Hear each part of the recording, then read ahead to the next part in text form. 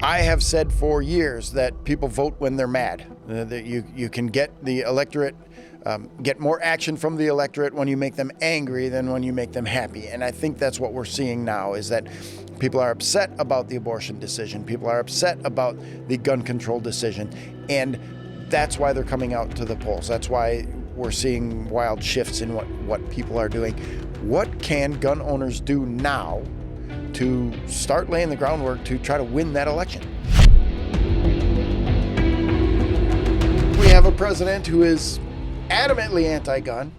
We have a few declared presidential candidates out there. Everyone's talking about the Bruen decision. How is the run-up to the election going to influence what we as gun owners should do or have to watch out for or should probably just be paying attention to? Well, I think the two third rails in this election season, and this is no blinding burst of insight, are going to be the Dodd's abortion decision and the New York Rifle State Pistol Association v. Bruen, which is the June 2022 U.S. Supreme Court decision, which was, along with D.C. versus Heller, are easily the two most important Second Amendment decisions ever. Yeah.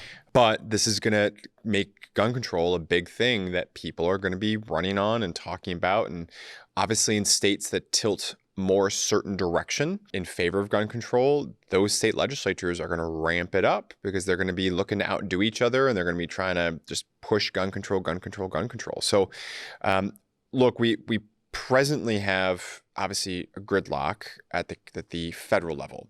So that's the reason why you're seeing all this stuff come through at the state and as well as local level if you don't have a state preemption law, right? Yeah. State preemption laws, for those who don't know very quickly, a state preemption law means that your local town, city, village, or county, if you have a state preemption law, those local levels of government are not allowed to pass a law that is more stringent than what you find at the state level. In other words, if there's no law banning magazines with higher than 10 rounds, then the local city, town, village, county is not allowed to pass a law. We don't want to have a patchwork of things in different states. That's the idea. Which you do have in certain states that do not have state preemption. So as we're seeing, and we remember the last election, Beto O'Rourke said, hell yes, we're coming for your AR-15s and things like that. As we're seeing that, I have said for years that people vote when they're mad. That you can get the electorate, get more action from the electorate when you make them angry than when you make them happy. And I think that's what we're seeing now, is that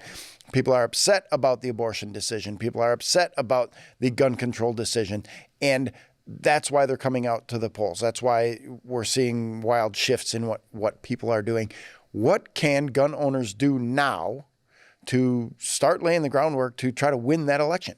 Well, I think people need to, number one, start off by identifying okay, even if I've voted a certain direction for a number of years, maybe even decades, where do my interests fall now?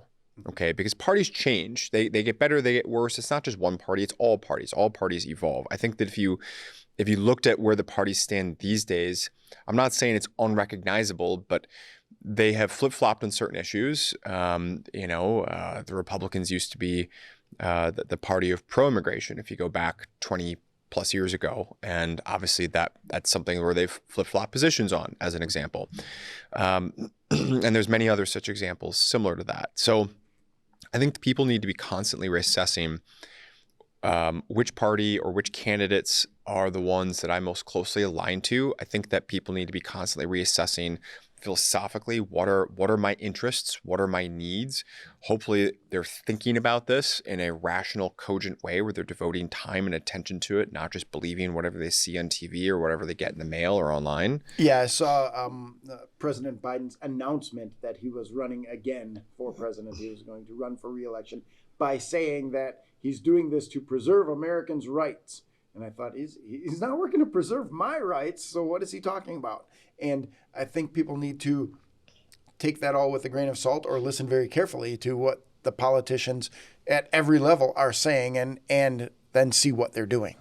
Right. I mean, look, in Tom's perfect world, everybody is their own philosopher king, which is to say that everybody is reading about all these materials and thinking about what's, systems of government, what are the pros and cons and trade-offs, and they're rationally going through kind of this hierarchy of values and to see how everything integrates and aligns.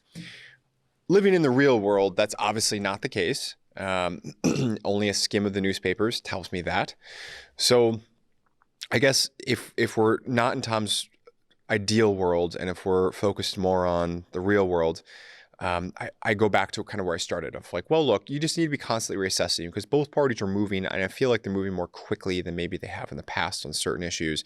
But the reality is that they're always changing, they're always adapting. And then you need to step up and get involved. You need to get involved in whatever way that you can. And that might be small, that might be large, it might be somewhere in between, but I promise you it's something. Whether that's just attending meetings, whether it's talking to your friends and trying to get other people to get involved, whether it's going out and really putting a big emphasis on early voting. That's a huge thing, right? If we're for states and jurisdictions that have that. So I think that particularly when it comes to the pro-Second Amendment crowd, because people are always getting, we're always getting punched down on, right? So I think that a real thing that's out there is just a prevailing sense of pessimism. It's kind of like how the Vikings sort of thought about Ragnarok, right? About the fact that there's just going to be this battle to end the world and we're going to lose. And our job, in a sense, is to postpone that as long as possible, right? And really, if you want to go full Viking on it, and then we're going to do the best thing we possibly can to win that battle, but we know we're going to lose, right? And I think that's really where people go off the rails, is because you see a lot of non-participation because people feel that they're either not represented, they feel that even when their side, do win elections, that they don't do enough with their electoral mandate to go out there and advance the ball, and they're just content to sit on their hands. And I think there's a wide range of issues that would affect pro-Second Amendment voter dissatisfaction. But the best way to lose the Second Amendment is to not vote, is to not be involved in the political process. So there's something you can do. Yeah, people have to understand that their vote does matter and their efforts do matter. And if you just sit and be silent, then yes, the Second Amendment is going to get wiped away or nullified or whatever. I'm certain that we're not going to have a constitutional convention and they're going to rewrite the Bill of Rights and take the Second Amendment out of there or add another amendment that negates it. But effectively, then they can put barriers to entry and barriers that keep us from using our firearms or carrying our firearms or things like that. And as I watch things unfold in the coming election, I think that the most energized crowd right now are the people who will vote against our gun rights. And I'm kind of worried about what gun owners are going to do. And you're right, it's tiring. It's tiring to just always be fighting and thinking that we're not making any progress because all we see is this long history of, NFA in 1934 and the Firearms Act, Gun Control Act of 1968 and 1986 and the Assault Weapons Ban in 93. We just continue to see things get chipped away. And we need to continue to push. We're seeing the Supreme Court decisions that are in our favor, but that certainly doesn't mean we've won and the fight is over. Quick pause here to remind you that we have a super secret giveaway going on right now. It's absolutely free. Just click the link in the description down below to find out what you could win. Now back to the video. And I think that you just put your finger on the pulse of, I think, the positive side of the narrative, right? Is you get all this negativity coming around, right? But then look at what winning elections has brought. It has brought DC versus Heller, McDonald versus City of Chicago back in 2010, Heller in 2008. We've got New York Rifle State Pistol Association v. Brune. Unless I'm missing my mark, I think we're going to have one or two more U.S. Supreme Court decisions in the next 3 to 4 years. Yeah. Okay.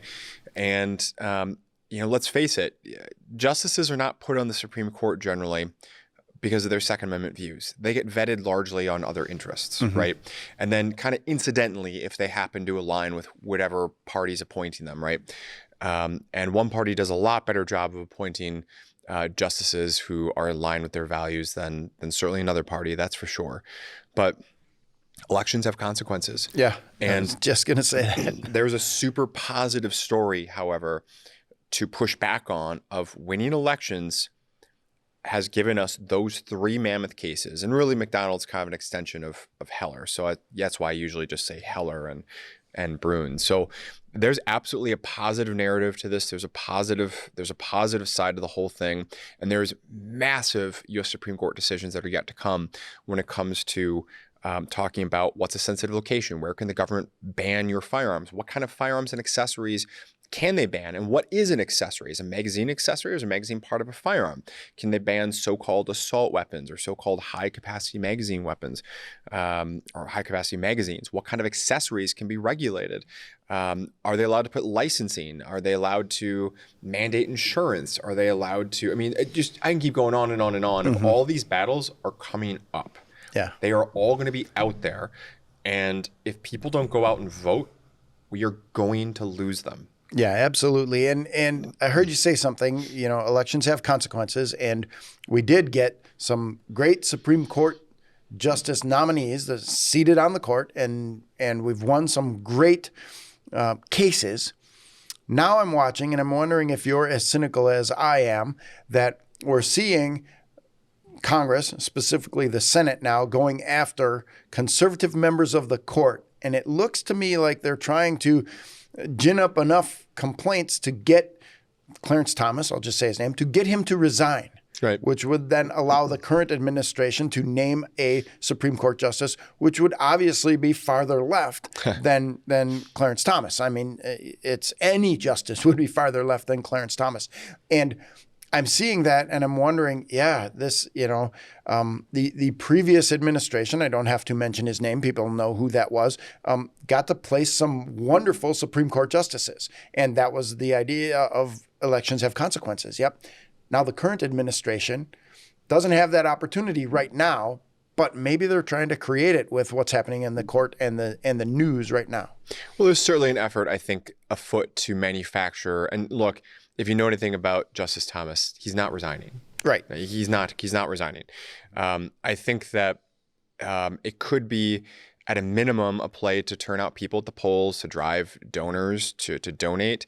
And then potentially, if the more fringe elements, although increasingly mainstream elements, but generally speaking, the fringe elements get their way, to pack the court and to expand the Supreme Court from 9 justices to 15 or something like that. Yeah.